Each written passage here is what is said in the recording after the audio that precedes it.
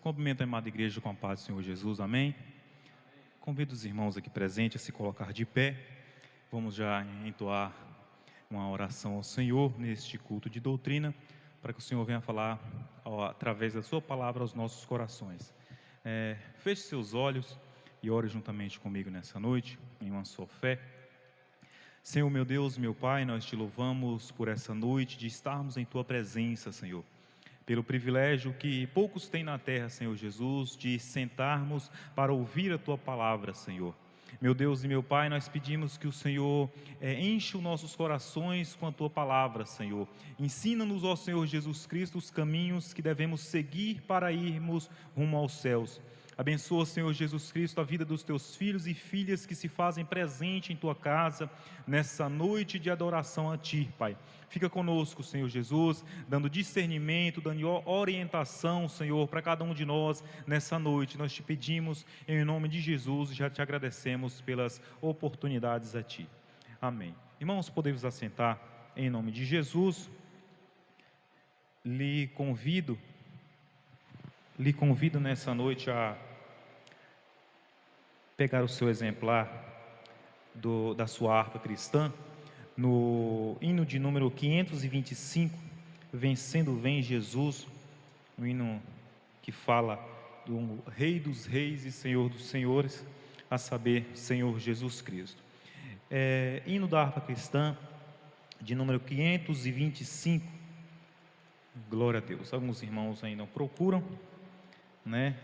Louvado seja o nome do Senhor Jesus, por estarmos aqui neste culto de doutrina, mais um culto em que temos certeza que Deus irá falar através da sua palavra aos nossos corações. Convido você a louvar a Deus juntamente comigo. Já refúgio a glória eterna de Jesus, o Rei dos Reis. Breve os reinos deste mundo seguirão as suas leis. Os sinais da sua vinda, mas se mostra cada vez. Vencendo, vem Jesus. Glória, glória, aleluia. Glória, glória, aleluia. Glória, glória, aleluia. Vencendo, vem Jesus. Os clarins que chamam os crentes, a batalha já soou. Cristo à frente do seu povo, multidões já conquistou. E o inimigo em retirada, seu furor já demonstrou. Vencendo, vem Jesus. Glória, glória, aleluia. Glória, glória, aleluia. Glória, glória, aleluia. Vencendo, vem Jesus.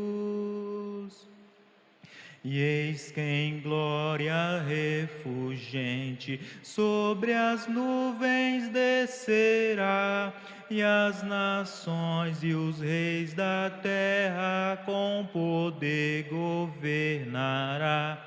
Se em paz, em santidade, toda a terra regerá. Vencendo, vem Jesus. Glória, glória, aleluia. Glória, glória, aleluia. Glória, glória, aleluia. glória, vencendo, vem Jesus. E por fim, entronizando, as nações irão julgar, todos grandes e pequenos, o juiz hão de encarar. E os remidos triunfantes lá no céu irão cantar, venceu o Rei Jesus. Glória, glória, aleluia. Glória, glória, aleluia. Glória, glória, aleluia. Venceu o Rei Jesus. Glória a Deus, aleluia. Convido os irmãos a se colocarem de pé, já está passando aqui ao pastor Magno, que irá transmitir a palavra nessa noite.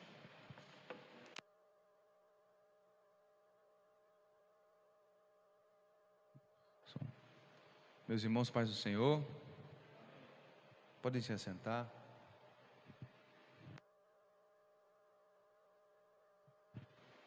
Antes de irmos para a palavra, pegue a sua oferta, seu dízimo, você que pode contribuir com a igreja. O diácono Josivaldo recolhe para nós, por favor. Pegue aí, você que pode contribuir com a igreja.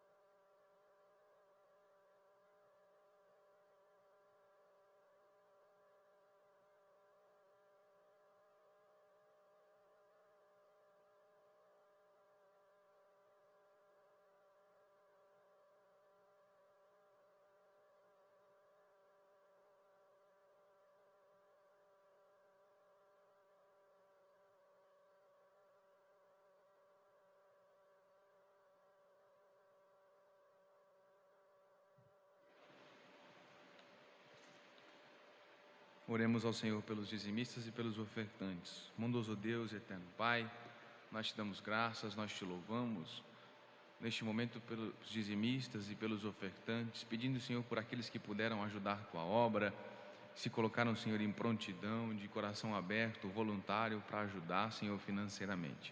Deus, aqueles, Senhor, que não tiveram oportunidade, abra as janelas dos céus sobre eles, em nome de Jesus. Amém. Abra sua Bíblia junto comigo.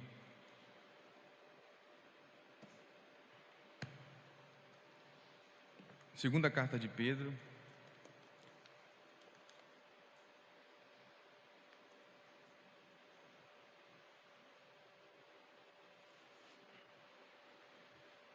Capítulo de número 1.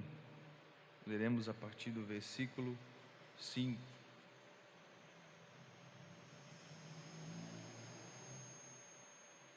Segunda carta de Pedro, capítulo 1, versículo 5.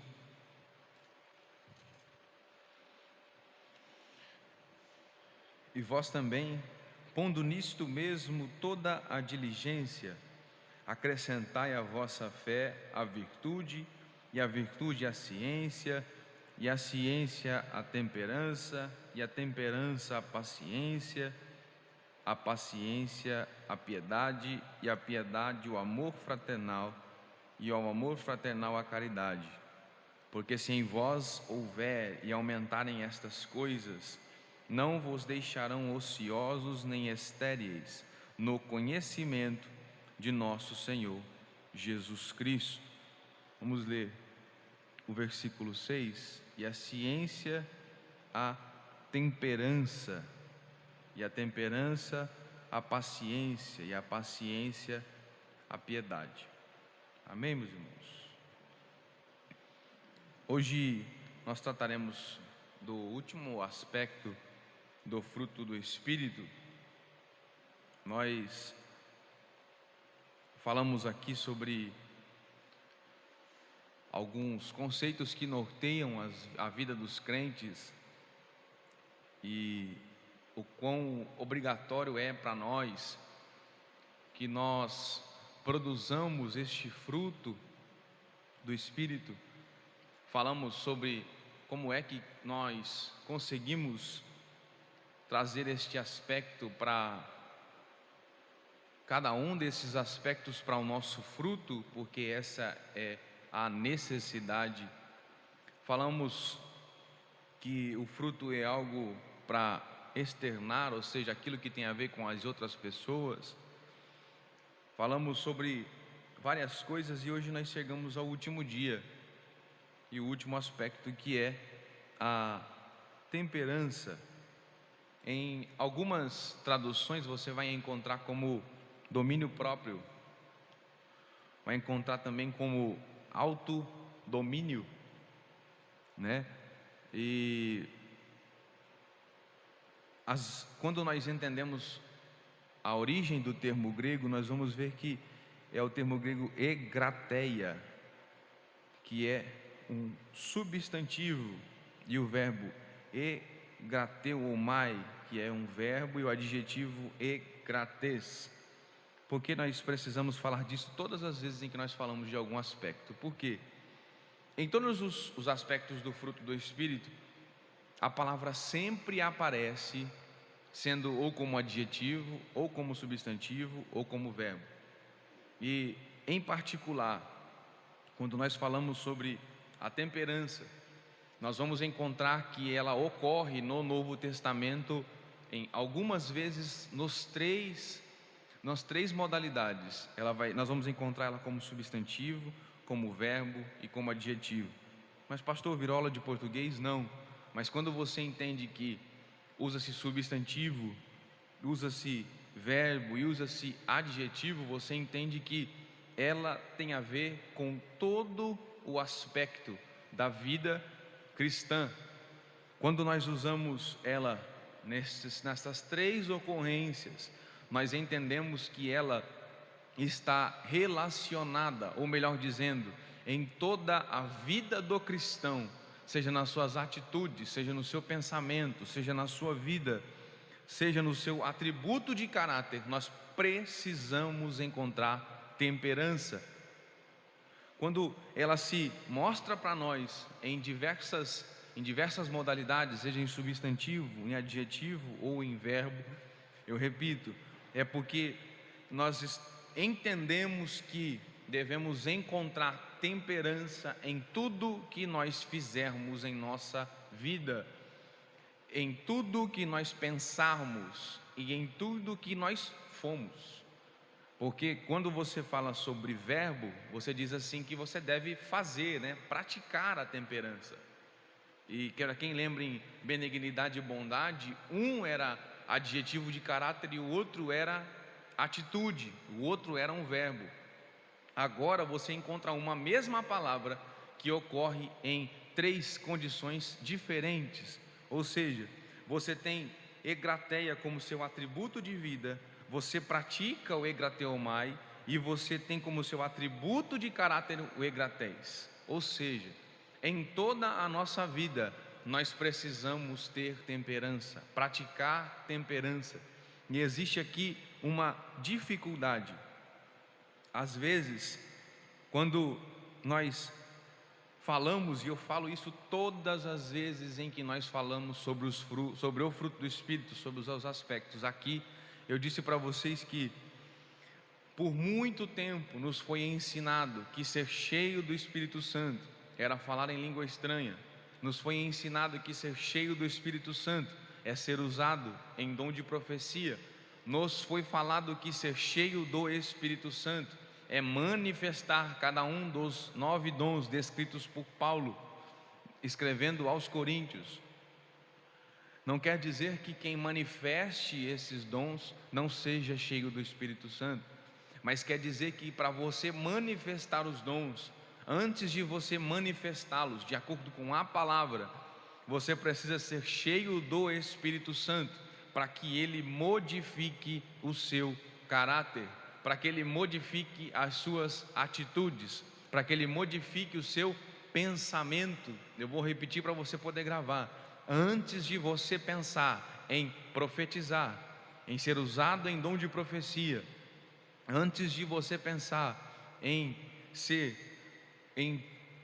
manifestar o dom de línguas estranhas, antes de você pensar em manifestar, ser usado por Deus em qualquer um dos 9 dons que Paulo descreve, você precisa entender que a sua vida precisa ser transformada, porque ser cheio do Espírito Santo significa alguém que colocou algo no lugar de outro. Enquanto na sua vida o que falava mais alto era a carne, como o próprio Paulo diz no capítulo 5 de Gálatas, que nós estamos falando aqui todas as terças-feiras, que ser cheio do Espírito Santo é diferente de praticar as obras da carne. Ou seja, Paulo está falando que quem é cheio do Espírito Santo não pratica as obras da carne. Eu vou repetir para você poder entender. Ele está dizendo que quem é cheio do Espírito Santo não pratica adultério. Quem é cheio do Espírito Santo não pratica lascívia. Quem é cheio do Espírito Santo não pratica fornicação. Quem é cheio do Espírito Santo não mente. Ele está dizendo que quem é cheio do Espírito Santo tem temperança, tem benignidade, bondade, mansidão, fé, domínio próprio, que é esse último que nós estamos estudando. Ele está dizendo que ser cheio do Espírito Santo, vamos abrir em Gálatas de novo para você poder lembrar, é não praticar prostituição, impureza, lascívia, idolatria, feitiçaria, inimizade, porfias, emulações, iras, pelejas, dissensões, heresias, invejas, homicídios, bebedices, glutonarias e coisas semelhantes a esta, a quais vos declaro que os que cometem tais coisas não herdarão o reino de Deus. O versículo começa no versículo 19, vai até o versículo 21. Ou seja, Paulo está dizendo assim, que quando você escolhe ser cheio do Espírito Santo, grave bem isso, vou repetir. Quando você escolher ser cheio do Espírito Santo, você não pratica mais estas obras. Quando você escolhe ser cheio do Espírito Santo, em primeiro momento você não profetiza, eu vou ser mais profundo. Em primeiro momento você não fala em línguas. Em primeiro momento você não manifesta nenhum dos 9 dons. Mas em primeiro momento, quando você escolhe ser cheio do Espírito Santo, você não pratica mais a inveja, você não pratica mais a bebedice, você não pratica mais a orgia, você não pratica mais nada, nem prostituição, nem impureza, nem lascívia, nem idolatria, nem feitiçaria, nada do que está descrito aí, você não pratica mais. Paulo está dizendo que você abandonou a velha prática, porque no lugar da sua carne entrou o Espírito Santo. Para ser mais exato, aquilo que te controla. Por quê? Tiago capítulo 3, versículo 3, ele vai dizer que nós colocamos freios nas bocas dos cavalos para o controlá-los. Quando nós estamos falando sobre temperança, nós estamos falando quando nós colocamos freios na nossa própria boca. Está falando sobre aquilo que você pratica. Aqui o contexto é Tiago falando sobre a língua, mas usando esse paralelo aqui, quando ele diz que nós colocamos freio na boca dos cavalos para que nos obedeçam. Quando nós falamos sobre ser temperante, é quando nós colocamos freio nas nossas próprias vontades, para que elas nos obedeçam conforme a vontade do Senhor. Vou repetir para você poder gravar. Quando ele fala sobre colocar freio nas bocas dos cavalos, é para que nós, quando nós somos cheios do Espírito Santo, o Espírito Santo nos ensina a colocar freio nas nossas paixões, freio nos nossos desejos, freio nas obras da carne e controlá-las para que ela não nos domine mais. O conceito principal do que Paulo está ensinando aqui é dominar. E o questionamento que eu te faço é: quem está te dominando? Quem está te dominando? Será que é a prostituição? Será que é a impureza? Será que é lascívia? Nossa, pastor, que palavra dura, parabéns, seja bem-vindo no culto de doutrina. Idolatria, será que é idolatria? Será que é a feitiçaria? Será que é inimizade? E é interessante, sabe o quê? Que às vezes, quando nós falamos sobre pecado, nós vemos sobre pecado o quê? Idolatria, né? Mentira, adultério, roubo. Aí Paulo coloca aqui no meio disso daqui, para a igreja ver se acordava. Sabe o quê? Inimizade. Ele coloca no meio das obras da carne inimizade. Ou seja, se você vem para a igreja e não tem amizade com o seu irmão, eu não suporto o meu irmão, infelizmente para você, você está praticando obra da carne e você não vai herdar o reino dos céus. Eu preciso ser sincero com você. Paulo está dizendo: os que cometem tais coisas não herdarão o reino de Deus. Sim ou não? Porque nós, às vezes, quando nós falamos de pecado, nossa, fulano pecou, nós ficamos esperando saber se ele adulterou, se ele roubou, o que ele fez. E é interessante que a gente deveria ter o mesmo espanto quando nós falamos de um irmão que não gosta de outro, que o próprio Paulo está falando sobre inimizades, pelejas, lutando contra o irmão, ira, dissensões, ou seja, um é melhor do que o outro, porque um dá o dízimo e o outro não dá, ou porque um fala bem, prega, canta e o outro não faz, dissensões, heresias, invejas, você olhar para o seu irmão e achar que ele não merece ter o que ele tem, também é espantoso. Desde quando eu iniciei na igreja, eu vejo as pessoas tendo esse espanto quando se fala sobre adultério, mas não tem espanto quando se fala sobre mentira dentro da igreja. Tem espanto para falar de roubo, mas não tem espanto para falar dela própria quando ela não mede esforços para falar do seu irmão. E Paulo está colocando todas estas obras no mesmo nível, sim ou não? Todas as obras no mesmo nível, ou seja, se você se prostitui, se você adultera, você peca da mesma forma do que alguém que tem inveja, do que alguém que maquina contra o seu irmão. Por que nos espanta? Por que nos espanta o adultério? Por que nos espanta o roubo e não nos espanta o falar mal do seu irmão? Para onde é que nós estamos indo? E eu vou ler para você em uma outra versão aqui, para ver se fica um pouco mais claro. Gálatas capítulo 5.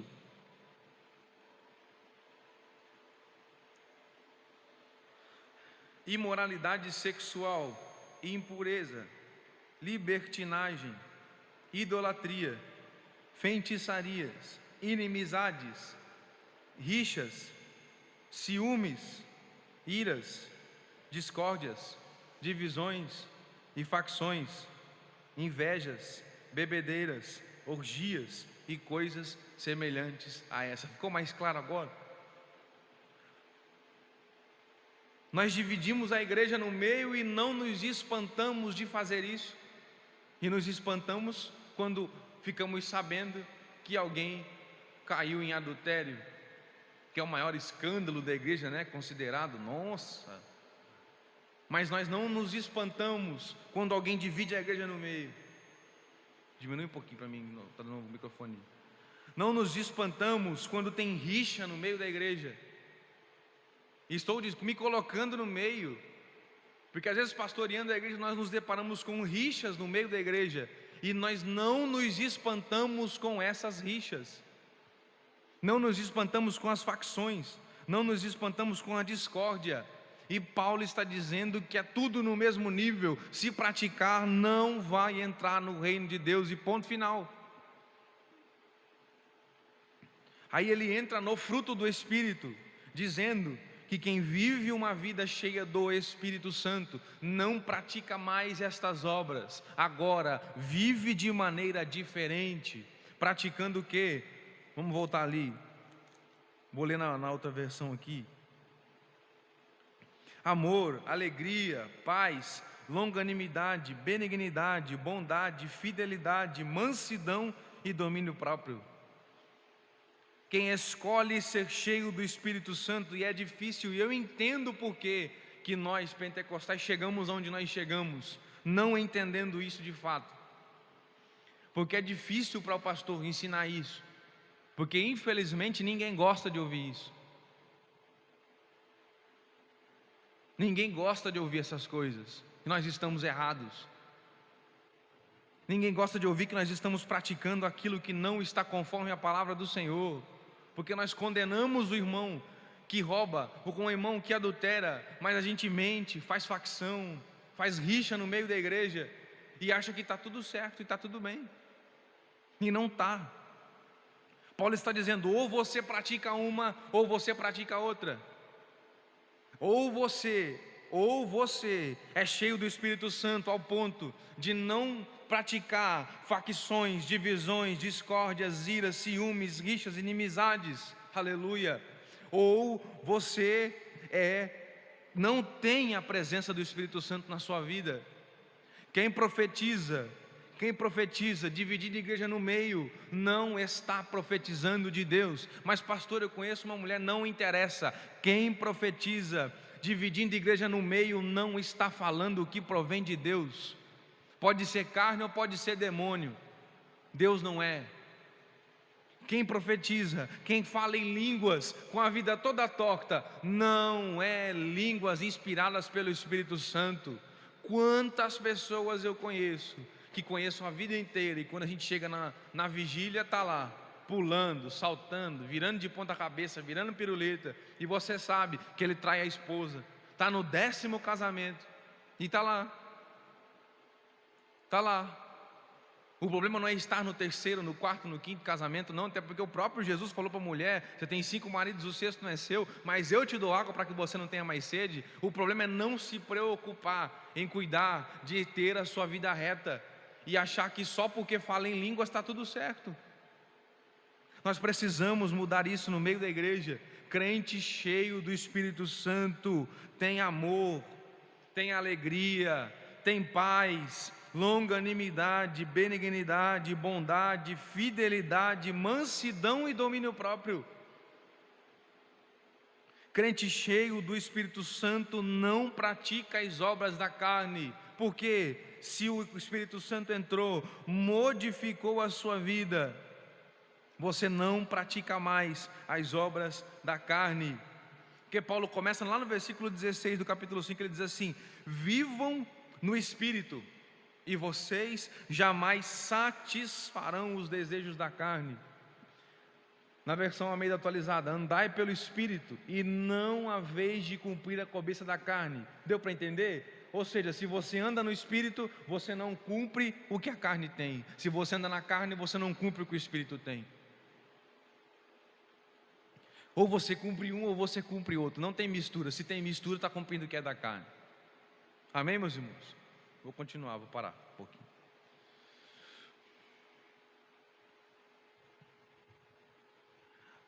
Será que ter domínio próprio é ser frio?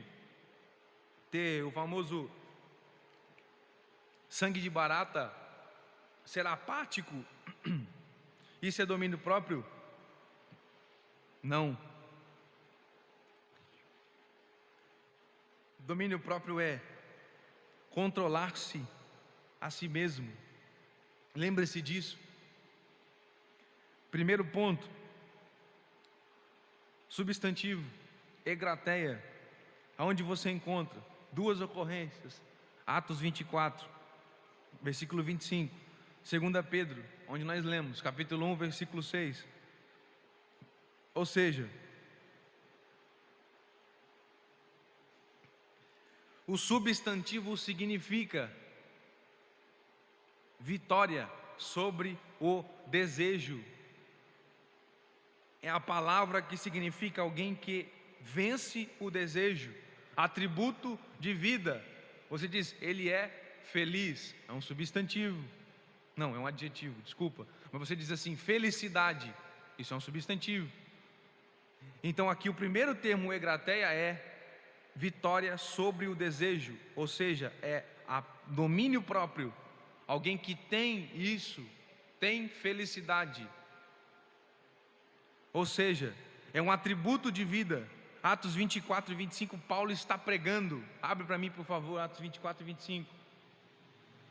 Falando com Félix e discorrendo ele sobre a justiça, o domínio próprio e o juízo vindouro. Paulo tinha tanta coisa para pregar para Félix. E ele prega o quê? Justiça, domínio próprio e o juízo. Por quê? Paulo está diante de uma sociedade romana. E a sociedade romana, como todo mundo já aprendeu na escola, ela tem somente nessa época, tinha por base homossexualismo, bebedeira, glutonaria, festas. A sociedade que mais gosta de festas na época, e festas com promiscuidade, era a sociedade romana. Aí Paulo fala pro Félix, para o governador: você precisa se dominar. Vocês romanos não se dominam, por isso que vocês gostam da bebedice, do homossexualismo. Por isso que vocês gostam dessa porcaria, porque vocês não se dominam. Amém, irmãos? Paulo está preocupado, dizendo para ele: você precisa se controlar, precisa ter domínio sobre os seus instintos. Por quê? Quando nós falamos que somos cheios do Espírito Santo, eu costumo dizer que existe um passo a passo a se seguir. Você nasce tendo em você próprio características do próprio Deus, mas também tendo em você próprio características que são frutos do pecado que entrou através de Adão. Ou seja, dando um exemplo, já dei um exemplo para algum irmão aqui uma vez sobre isso, esse exemplo que eu vou dar: quando você está para pecar, os seus olhos captam a imagem. Quando ele capta a imagem, ele manda para o cérebro. O cérebro processa aquela imagem. Processando aquela imagem, vou dar um exemplo mais prático. Passa uma mulher bonita na rua, nós homens olhamos para ela, o nosso olho capta a imagem, manda para o cérebro. O cérebro processa a imagem, entende ser uma mulher. O que o cérebro faz? Consulta o princípio, vamos dizer o coração, mas o subconsciente. Estarão ociosos nem estéreis no conhecimento de nosso Senhor Jesus Cristo. Outro dia eu pego sobre isso, mas eu vou te explicar.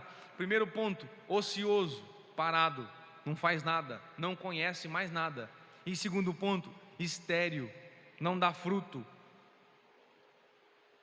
Vou repetir: ocioso, não faz nada, estéril, não dá fruto.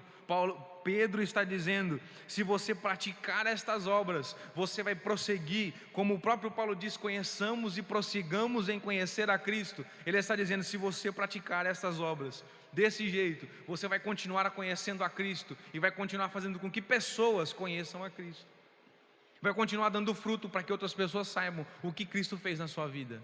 Está dando para entender? Segundo ponto, como verbo. Enquanto o substantivo indica alguma coisa, o verbo indica o que é, uma atitude. Nós vamos encontrar isso em 1 Coríntios capítulo 7, versículo 9.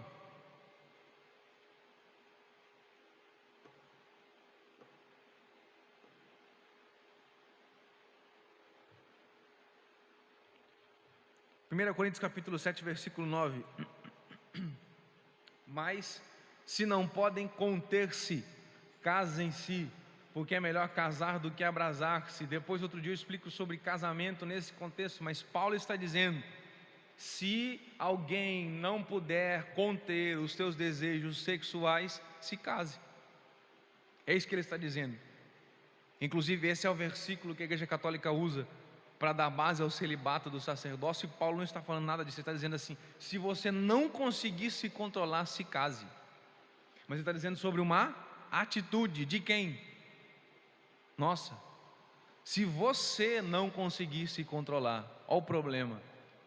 Quem controla esses instintos somos nós. Então aí está a atitude de se controlar. Mas se você não consegue praticar essa atitude, se case. Se você não consegue dominar as suas vontades carnais, os seus desejos sexuais, se case. É isso que Paulo está falando aqui nesse contexto. Ele não está pregando contra casamento. Ele está dizendo assim, ó, não peca, irmão, não peca. Porque as pessoas falam que aqui Paulo está pregando contra o casamento, Paulo está pregando contra o pecado, amém? Todo mundo conseguiu entender isso? Está pregando contra o pecado, não pequem. Ou seja, se vocês não conseguem se conter, que aí está sim o celibato, vocês não conseguem ter relação sexual com alguém, não conseguem não ter, então se case, para que você não peque. Assuma um compromisso, para que você não peque. Porque é melhor casar do que manter essa chama acesa, abrasar-se. Ou seja, tem a ver com a sua atitude de se preocupar, exatamente em sentido sexual. O segundo está em 1 Coríntios capítulo 9, versículo 25, um versículo muito conhecido, mas às vezes nós interpretamos da forma errada. 1 Coríntios capítulo 9, versículo 25.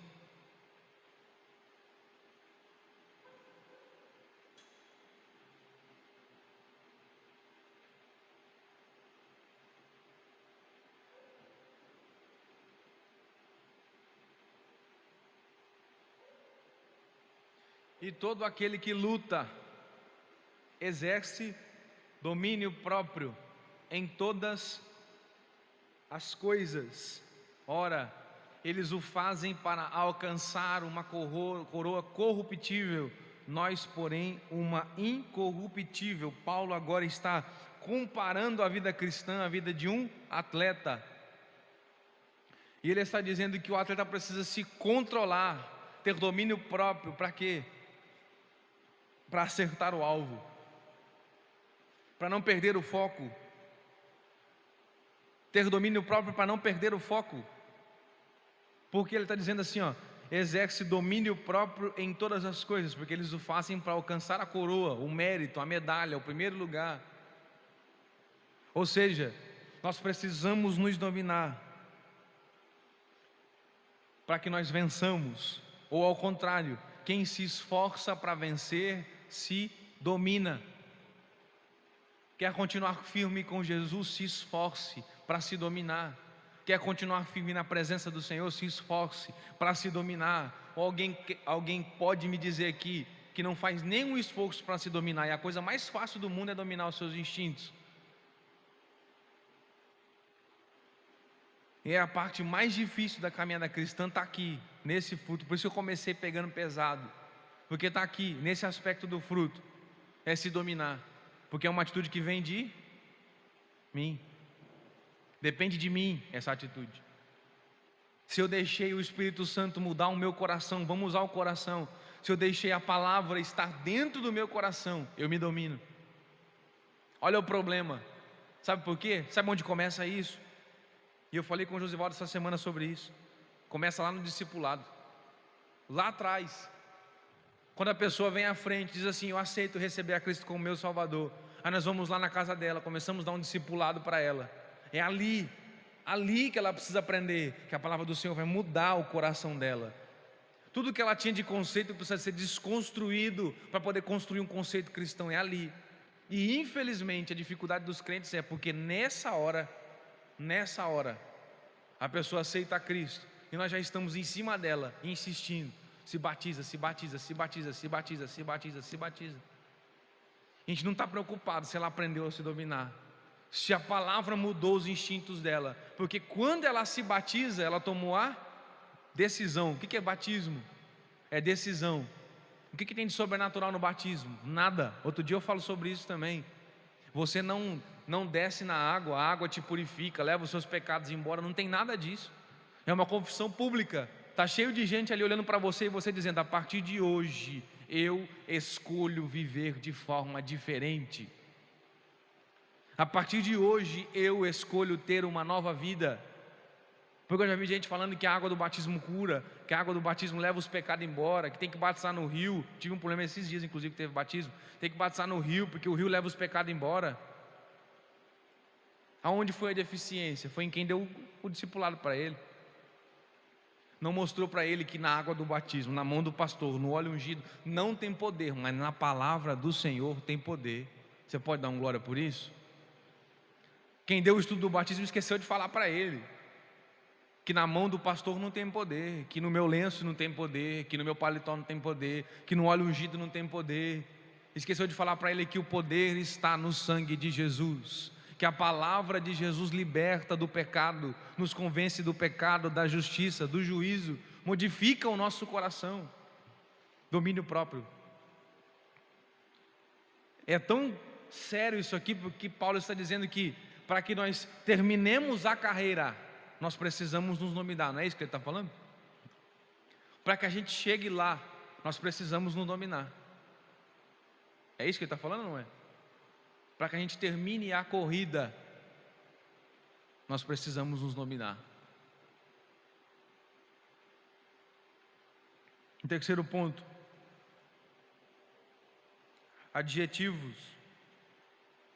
Tito capítulo 1, versículo 8.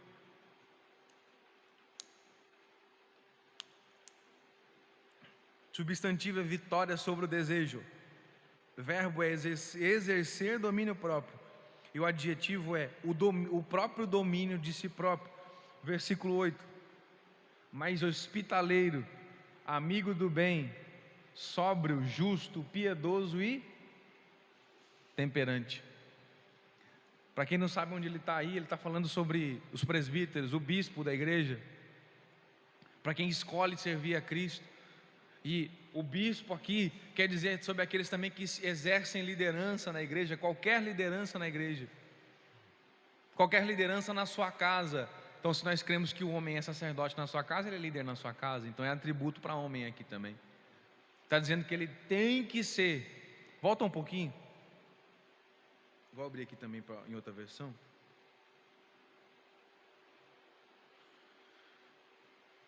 Tito capítulo 1. Acho que é versículo 3, é versículo 5 que começa. Versículo 6. Começa no 5, mas os conceitos começam no 6. No 5 ele diz: foi por esta causa que deixei você em Creta, para que pusesse em ordem as coisas restantes, bem como em cada cidade constituísse presbíteros, conforme prescrevia você. Aí no 6. Alguém que seja, você vai lendo lá, eu vou lendo aqui na outra versão. Alguém que seja irrepreensível. Alguém que seja. Está escrito seja ou pode ser? Seja ou pode ser? Então tem que ser. É obrigatório. Paulo está dizendo assim, ó, te deixei aí para você poder entender. Paulo vai para a ilha de Creta. Atos capítulo de número 23, se eu não me engano. Paulo vai para a ilha de Creta, não abre não, calma. Paulo vai para a ilha de Creta, prega na ilha de Creta e deixa Tito lá na ilha de Creta, cuidando de lá. Aí Paulo manda uma carta para ele dizendo, ó, te deixei aí para você colocar algumas coisas em ordem, e em cada cidade da ilha constitua presbíteros, conforme eu te ordenei, ou conforme eu prescrevi, como eu disse aqui na minha versão. Alguém que seja. Está dizendo assim, Tito, precisa levantar presbítero nas cidades, mas para levantar presbítero eles têm que ser. Concorda comigo? Tem que ser. Outro dia eu vou falar disso, na reunião de obreiro eu falo disso. Tem que ser marido de uma só mulher, irrepreensível, tenha filhos crentes que não são acusados de devassidão, nem são insubordinados. Porque é indispensável que o bispo, por ser encarregado das coisas de Deus, seja irrepreensível, não arrogante, alguém que não se irrita facilmente, não apegado ao vinho, não violento, nem ganancioso. Pelo contrário, o bispo, versículo 8. Pelo contrário, o bispo deve ser, aqui na minha deve ser, aí tá, mas deve ser hospitaleiro, amigo do bem, sensato, justo, piedoso e deve ter domínio de si. Ou seja, tem que ter esse atributo dentro do caráter, do nosso caráter. Esse é o problema. Quando nós falamos sobre vida com Deus, eu já preguei 40 minutos. Nós falamos sobre vida com Deus. Esse é o problema. Porque nós somos pentecostais. Eu acredito que eu não preciso falar mais isso, mas vocês sabem que eu sou pentecostal, até o tutano, todo mundo já me conheceu o suficiente para saber disso. mas eu estou cansado de viver na superfície da doutrina da Bíblia, em que batiza e depois primeira pessoa aceita Jesus, faz o apelo, pedindo pelo amor de Deus para ela aceitar Jesus, aí ela aceita, porque não tem outra saída, aí ela aceita, aí a gente fica pedindo pelo amor de Deus para ela se batizar, aí ela se batiza, a gente fica pedindo pelo amor de Deus para ela buscar o Espírito Santo, aí ela se desvia. Por quê? Faltou alicerce. Um monge Judete, um Eliseu também mexe com construção, né? Se fizer o alicerce, a casa cai ou não cai? Cai, né? Então, se não tiver discipulado antes de batizar, irmão, vai cair. Entendeu onde está o problema? No primeiro dia, na primeira terça-feira eu falei o quê? Que 85 a 90% das pessoas que se batizaram nessa igreja se desviaram. Aonde que está o problema agora? Você consegue entender? Lá no começo. Porque nós julgamos, sabe aonde? Agora. Se desviou agora é agora. Ah, se desviou por causa da pandemia. Se desviou porque o irmão falou mal. Se desviou porque trocou o pastor. Se desviou porque... Não. Se desviou, irmão, porque não estava firmado. Não foi o vento. A casa caiu por quê? Porque deu um vento. Não, a casa caiu porque não tinha alicerce. Porque a própria palavra diz, o próprio Cristo diz que a casa que tem alicerce não cai. Vem o vento, vem a chuva, vem o problema, vem a adversidade. Eu vou mais fundo para ver se você consegue entender o que eu estou querendo dizer. O crente que é firmado na rocha, que é Jesus Cristo, vem o vento, vem o problema, vem a tempestade, vem as adversidades, mas ele continua firme, balança, mas não cai, porque tem alicerce. Enquanto o alicerce da casa é o concreto, é a viga, são as barras de ferro, o alicerce da nossa casa é Jesus. Você pode glorificar a Deus por isso? Se a nossa casa tiver alicerce, eu sinto a presença de Deus dizendo isso para vocês. Se tivermos alicerces firmados, aleluia. Porque Ele próprio disse para Pedro em Mateus capítulo 16, versículo 18: Tu és Pedro, e sobre esta rocha, ou seja, eu sou a rocha, Pedro, edifica a minha igreja sobre mim. Se vocês edificarem a igreja sobre mim, as portas do inferno não prevalecerão contra ela. Amém, irmãos? Amém? Se coloque em pé, vamos orar a Deus. Eu já preguei 45 minutos já. Vamos orar ao Senhor.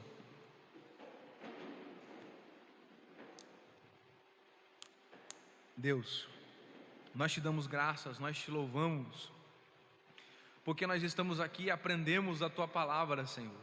Ouvimos, Senhor, e te peço, nos ensine a termos domínio próprio, a praticar domínio próprio, a sermos alguém que tem domínio próprio, Senhor. Que as pessoas olhem para nós e nos enxerguem como exemplos na sua casa, nos enxerguem como exemplo no mundo, que nós possamos de verdade ser sal da terra, luz do mundo. Meu Deus, nos ensine através das palavras que foram aqui pregadas em cada terça-feira, que nós produzamos o fruto do Espírito. Senhor, nós queremos sair do raso, nós queremos ir para o profundo contigo, com um relacionamento contigo profundo, e entendemos que nós precisamos entender o que o Senhor quer de nós, que o Senhor não quer que nós produzamos obras da carne, mas o Senhor nos quer produzindo o fruto do Espírito. Senhor, nos dá força, renova a fé do teu povo, dá-nos, Senhor, a tua vontade para que possamos caminhar e sermos felizes, em nome de Jesus. Amém. Meus irmãos, a programação nossa continua normalmente. Amanhã as irmãs do ciclo de oração vão fazer visita. Na quinta-feira teremos aqui o culto da palavra com o tema Trabalhando na Restauração. Não falte, tá bom? Quem veio quinta-feira passada viu que foi uma benção, né? Quinta-feira passada foi lindo. E essa quinta-feira não vai ser diferente. Estará aqui conosco o presbítero Aldec, que é um amigo também, pai de família, crente. E o cantor Moisés estará aqui louvando a Deus. Amém, meus irmãos? Na sexta-feira estaremos aqui com o curso teológico. No sábado é o culto das irmãs, não é? No sábado é o culto do ciclo de oração. No domingo, às 8 da manhã, consagração. E às 9h15, escola bíblica dominical. Amém, meus irmãos? Já foi orado, estenda as suas mãos, recebam a bênção apostólica. Que a graça de nosso Senhor e Salvador Jesus Cristo, o grande amor de Deus e a consolação do Espírito Santo esteja com todos. E todos dizem amém. Deus te abençoe em nome de Jesus.